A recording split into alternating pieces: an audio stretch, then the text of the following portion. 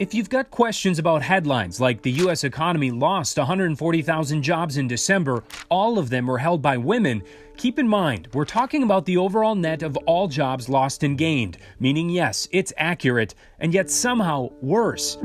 Women actually lost 156,000 jobs in December. It's just that men offset the total by gaining 16,000. What is really clear, if you're just looking at that number or you're looking at the others, is that women are still struggling from this pandemic recession that has really, from the very beginning, hurt them a lot more than it's hurt men.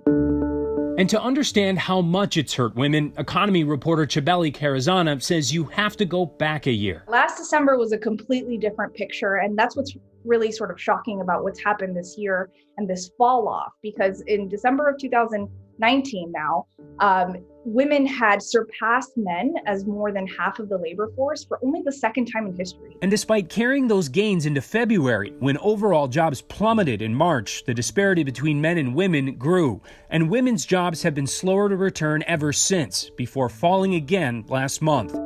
The reasons are twofold. Women are more likely to leave a job to stay home with kids who are remote learning or lack daycare.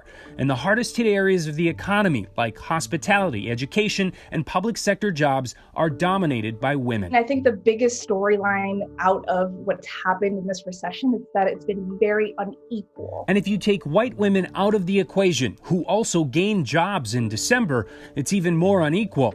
The unemployment rate for white women is 5.7%. Compare that to 8.4% for black women and 9.1% for Latinas. It's very clear that communities of color, which are in these really vulnerable jobs at higher rates, they're the ones that are really getting hit hard. What really concerns me about this particular set of circumstances is the overwhelming stress that women of color are facing as they try to raise kids, many of whom are doing so by themselves. My big fear is that people may give up and may stop looking for work. Zinzili Isoke is chair of Gender, Women, and Sexuality Studies at the U of M and is seeing the impact of the growing gender and racial disparities firsthand. Just this morning, I was in a meeting with someone who was in tears because of how shattered she is as a result of everything that's happened in society.